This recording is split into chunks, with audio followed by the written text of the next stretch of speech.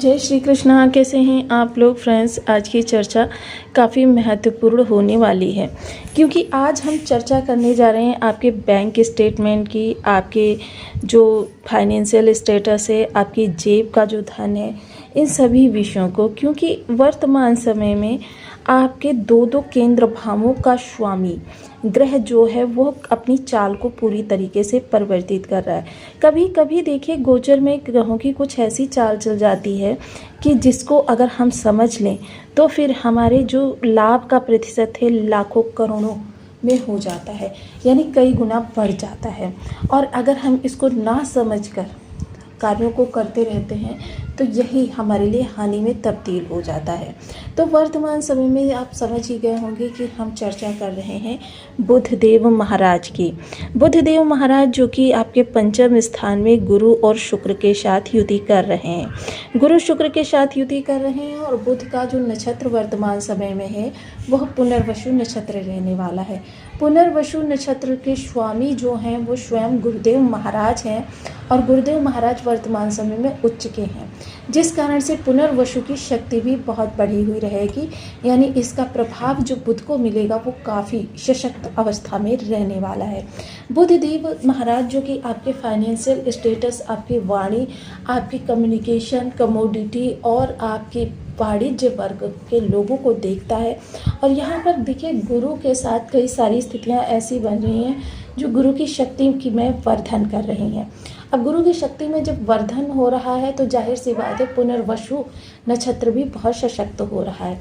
पुनर्वसु नक्षत्र जैसा कि नाम से ही विदित होता है, किसी भी तरीके से यदि आपको पूर्व में फाइनेंशियल लॉस हुआ है, आर्थिक लॉस हुआ है या आप फिजिकली किसी भी प्रकार से चैलेंजेस से जूझ रहे हैं, यानी कि स्वास्थ्य आपका किसी भी प्रकार से वीक है, इन सभी अवस्थाओं में पुनर्वसु नक्षत्र में बुध का जाना बहुत ही ज़्यादा बुध को शक्तिशाली बनाने जा रहा है। दूसरी तरफ बुधदेव महाराज अब वक्री होने जा रहे हैं। 29 जून को ये वक्री हो जाएंगे। 29 जून को इनका वक्री होना बहुत बड़ी सिचुएशन को जन्म देगा। किस तरीके से? क्योंकि देखिए बुध जो है एक बहुत जल्दी राशि परिवर्तन करने वाले ग्रह हैं। यदि देखा जाए तो चंद्रमा के बाद ये द्वितीय नंबर के ऐसे ग्रह बनकर आते हैं जो कि हमारे जीवन पर बहुत ज़्यादा प्रभाव डालते हैं। वहीं बुध का वक्र होना जहाँ शनि को प्रभावित करेगा, वहीं राहु पर भी इनका सीधा प्रभाव पड़ेगा। यहाँ पर बुध के प्रभावों में बहुत ज़्यादा बदलाव आएगा जो आपके फाइनेंशियल स्टेटस को, आपके बिजनेस को, आपके जॉब में लिए गए निर्णय को, स्टूडेंट वर्ग के लिए भी यहाँ पर काफ़ी ज़्यादा कह सकते हैं कि चीज़ें उपस्थित होने वाली हैं। क्योंकि देखिए वर्तमान समय में बुध कहाँ पर वक्री हो रहे हैं और किस नक्षत्र में वक्री हो रहे हैं ये भी देखना बहुत ज़रूरी हो जाएगा। जहाँ बुध देव देखिए यहाँ पर 22 जून को आए थे और 22 जून से लेकर अब ये 22 जून से लेकर ये अब 29 जून को वक्री हो जाएंगे। वक्री अवस्था में इस जगह पर 7 जुलाई तक रहेंगे और 7 जुलाई को पुनः राशि परिवर्तन कर देंगे और पुनः अपनी स्वराशि में आ जाएंगे। पुनः स्वराशि में आ जाएंगे। इस पूरे समय काल में इनका जो नक्षत्र रहेगा वो सेम रहेगा, नक्षत्र यानी कि पुनर्वसु नक्षत्र। अब गुरु इतनी सशक्त अवस्था में है, पुनर्वसु नक्षत्र किसी भी तरीके से आपके जो लॉसेस हों उनको कई गुना आपको वापस पुनः प्रदान करना इस नक्षत्र की विशेषताएं होती हैं। अब इन विशेषताओं में आकर बुध आपके लिए किस तरीके से प्रभाव देते हुए देखे जाएंगे, इन सभी विषयों को इस वीडियो में इंक्लूड करेंगे। देखिए जो चीज़ें थोड़ी सी अगर हम सावधानी के साथ कार्यों को आगे बढ़ाएंगे तो हमारे लाभ कई गुना तक बढ़ जाने वाले हैं। बुध ग्रह यहाँ पर वक्री तो अवश्य हो रहे हैं लेकिन ये केंद्र और त्रिकोण में रहेंगे, जिस कारण से इनके जो 50% वक्र ग्रह की निगेटिविटी होती है, क्योंकि असमंजस की स्थिति होती है, वो समाप्त होगी। वहीं लाभ का प्रतिशत आपके बढ़ेगा। तो बनी रहे हमारे साथ इस वीडियो में, एंड तक आपको बहुत कुछ जानने के लिए मिलेगा। वीडियो बहुत ज्ञानवर्धक होने वाला है। ये आपके लग्न में 12 नंबर बना हुआ है तो ये राशिफल आपके लिए है। कुंडली में कहीं भी चंद्रमा के साथ 12 नंबर बना हुआ है तो ये राशिफल आपके लिए है। कुंडली ना होने की स्थिति में आप इसे नाम राशि से भी देख सकते हैं। बुध जो होते हैं शनि के सबसे योग कारक प्लैनेट भी माने जाते हैं। यदि अभी तक आपने अपने इस चैनल को सब्सक्राइब नहीं किया है तो प्लीज़ सब्सक्राइब कर लीजिए, वीडियो को लाइक कर दीजिए, चैनल को शेयर कर दीजिए। इससे होगा क्या कि हमारे आने वाले हर वीडियो की नोटिफिकेशन मिल सकेगी आपको सबसे पहले। प्यारा सा कमेंट करना बिल्कुल ना भूलें। कमेंट से हमें बहुत मोटिवेशन मिलता है, हौसला मिलता है और ये पता चलता है कि आप और क्या जानना चाहते हैं। सर्वप्रथम अगर देखा जाए तो बुध की जो स्थिति यहाँ पर रहने वाली है बहुत शानदार रहने वाली है। सबसे पहले बुध की हम यहाँ पर जब तक इस भाव में रहेंगे, जितनी दृष्टियाँ गुरु के पास होंगी उतनी ही बुध भी यहाँ पर कवर करेंगे, क्योंकि तीनों ही दृष्टियों में तीनों ही ग्रहों का प्रभाव जाता हुआ देखा जाएगा, जिस कारण से आपका भाग्य, आपका लाभ और आप स्वयं बुध के कार्यक्षेत्र के दायरे में आने वाले हैं। देखिए यहाँ पर गुरु विस्तार के कारक हैं। विस्तार होगा, दोनों प्रकार से होगा। देखिए चीज़ों को समझकर आगे बढ़ेंगे तो आपके लिए विस्तार लाभ में होगा, अगर चीज़ों को ना समझकर आगे बढ़ेंगे तो विस्तार आपके लिए हानि में होगा। तो चलिए चर्चा को आगे बढ़ाते हैं। सबसे पहले बुध के प्रभावों को देखते हैं यहाँ पर कि बुध अपने प्रभावों को किस तरीके से चेंज करने जा रहे हैं। सबसे पहले इस दौरान आपके अंदर कुछ चेंजेस आते हुए देखे जाएंगे। आप इस दौरान किसी भी टॉपिक से जुड़ा हुआ, मान लीजिए कोई भी आपका टॉपिक है और अगर आपका टॉपिक नहीं भी है तो तब भी इस समय आप गहन विश्लेषण के अंतर्गत रहने वाले, हर चीज़ पर बारीकी से विचार विमर्श अपने साथ करते हुए देखे जाएंगे।